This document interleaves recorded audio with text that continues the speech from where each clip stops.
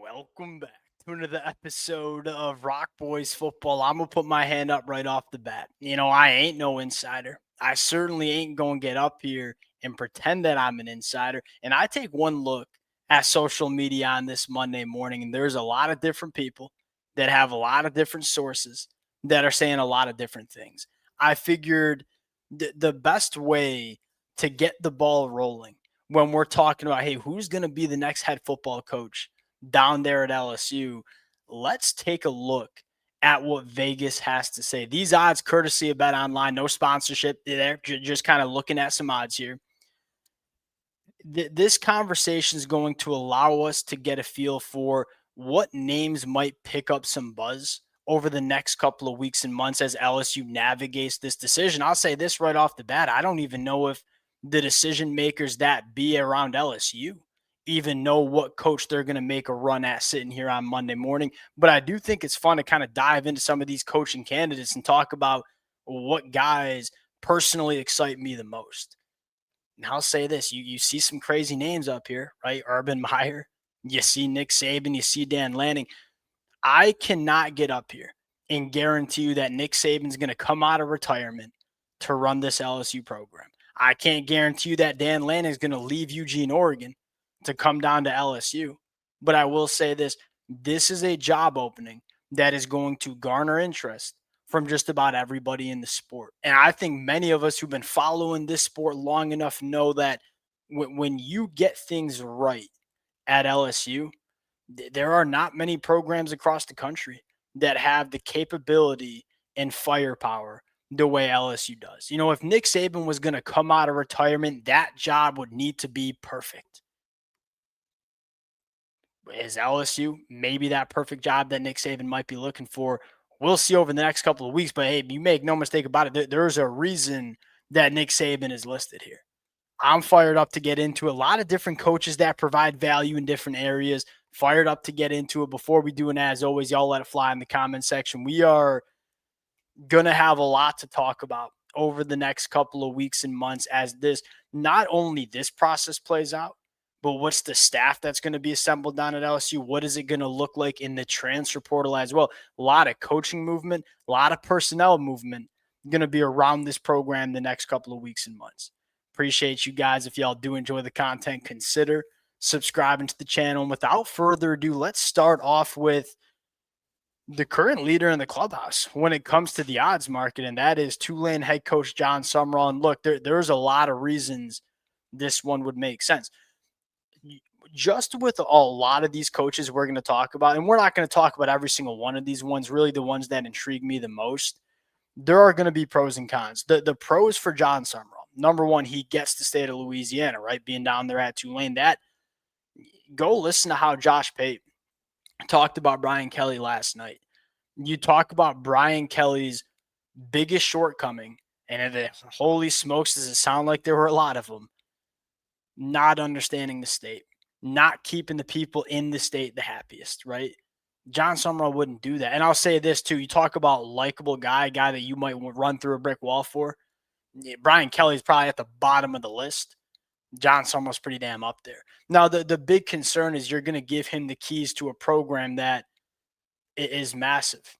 Being the head coach at LSU is a hell of a lot different from being a head coach at Tulane, right? How would John Sumrall navigate that big of a program as the head guy? Is certainly a question mark you might have. If you were to hire a guy like John Sumrall, you'd probably want to hire a staff around John Sumrall that has some experience running a program or at least being involved in a program like LSU. It's very difficult to try to project how John Sumrall would manage this type of job. You make no mistake about it. There's a lot to like about John Sumrall, and you figure that John Sumrall has been waiting for maybe this opportunity.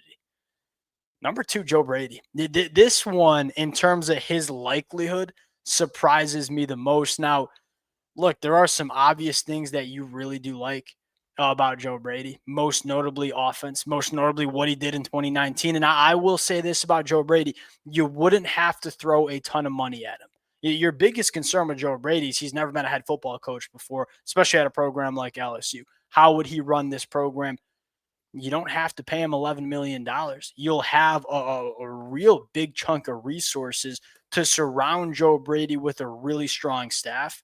The thing that I love most about Joe Brady, quarterback and offense, man. This matters in this era of the sport. You know, we are getting ushered out from an era of the sport where you had a lot of sixth year, seventh year quarterbacks, and the quarterback play was relatively high because you had so much experience, so many guys that had so many snaps under their belt. Gone are those days, man. Like we thought the quarterback play across the country was going to be great. It just hasn't been. Can you get a head coach that knows how to maximize a quarterback? That freaking matters. And you feel pretty dang good that Joe Brady could do that. Lane Kiffin is third on this list. I think Lane Kiffin to me would be one of the best hires. There's a couple of things I love about Lane Kiffin. Most notably, actually, there's two different things. Number one, he has shown all of us that he knows how to navigate this era of the sport.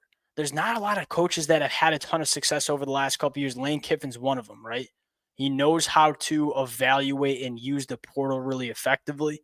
He knows how to use the high school ranks. He knows how to bring it all together and build a roster that can be really competitive in this conference. And look, I think many LSU fans know that's more than half the battle. When you talk about winning in the SEC, yes, you need to be a good coach.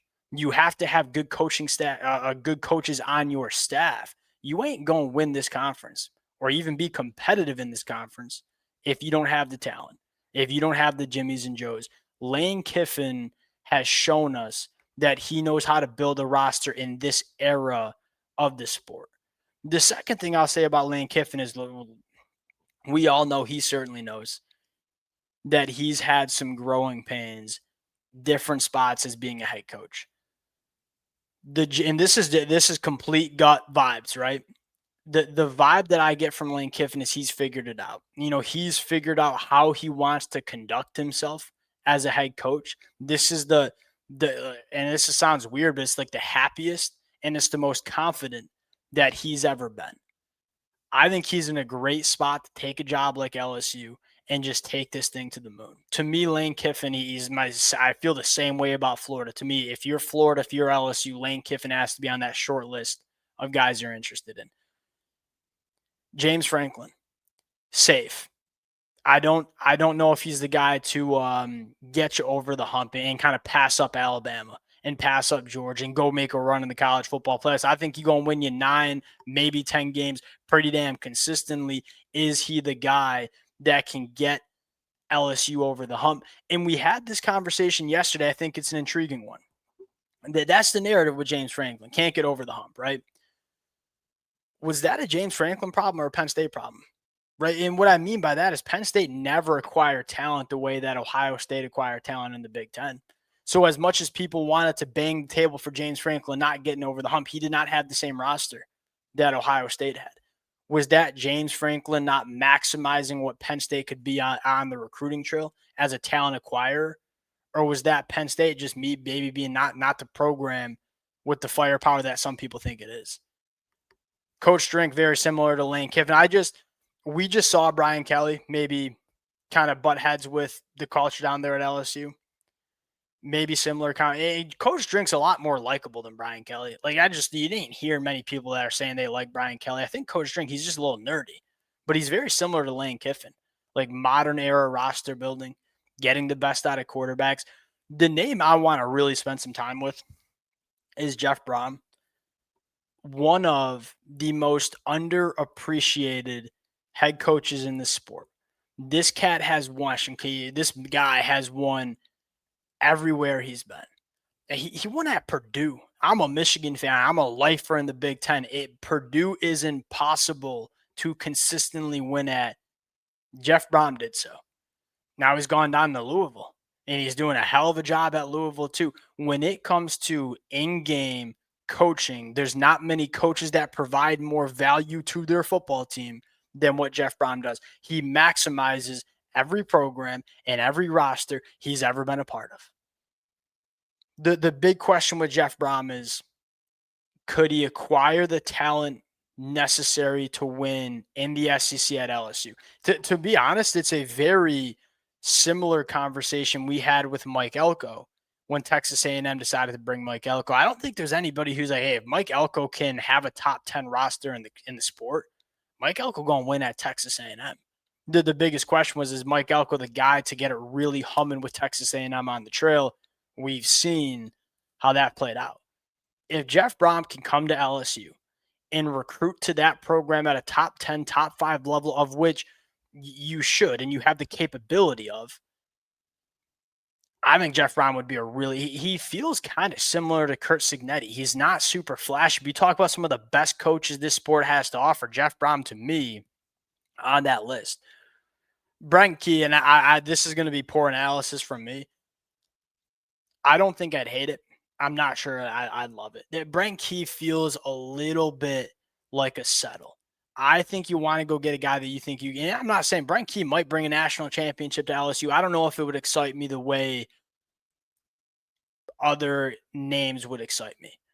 Jimbo Fisher, no, right? I don't think anybody wants Jimbo Fisher. That feels like it could be very similar to Brian Kelly. Clark Lee, maybe. I think Clark Lee's done a great job at Vanderbilt. My question is his way of running a program specific to a program like Vanderbilt? Or could he come to LSU and have that same sort of success? And what I mean by that is, kind of taking that underdog approach. You ain't going to be no underdog at LSU, right? How would Clark Lee manage LSU similar or not similar to Vanderbilt? I don't know if I described that the best way. The transition from how Clark Lee does things at Vanderbilt, could he have the same kind of success down there at LSU? Kenny Dillingham would excite me. John Gruden would be fun. I think he's just you really hard to figure out how that would look down there at LSU. The rest of the names trail off. I don't know how realistic Dan Lanning is. The Lincoln Riley buyout would be insane. And I don't know if he's an SEC guy that you'd want. Again, I'll say this, you look at a guy like Nick Saban. I just wonder, right? That there are few jobs that I think would get Nick Saban to pick up the phone. This might be one of them. Those are some of the early names that are generating the most amount of buzz. Jeff Brom, man. Yeah, Jeff Brom, if you give him the resources and he can get down there to Baton Rouge and he can recruit the way you need to recruit, I think he'd win so many football games. And this is how I'll round it out. In this era of the sport, you are not going to win on just talent alone. You need to have the necessary talent to compete at the top of the level. Don't get me twisted on that. But look at how even the playing field is. Like a lot of these games, specifically in the SEC, they're coming down to the coaching staffs, man. There are not a lot of 21-point blowout wins. A lot of these are one-score games. Go look at Auburn. Auburn has the roster. I just don't know if the coach. I don't know if they have the coaching staff to win it in the fourth quarter. You have to have a good coaching staff and a guy that can win you games in the fourth quarter. I think Jeff Brom would give you a coaching advantage, which is as important as ever because the talent on these rosters, pretty damn parallel. That's my take. Some fun ones. Again, Calvin Shepard would be a really fun one too. There's a lot of names. Again, this is what's fun about this one. There's no name that's off the board here. We'll close it out there. Appreciate you guys rocking with it. If y'all do enjoy the content, consider subscribing to the channel. Please let it fly in the comment section. We're going to talk to y'all later. Peace.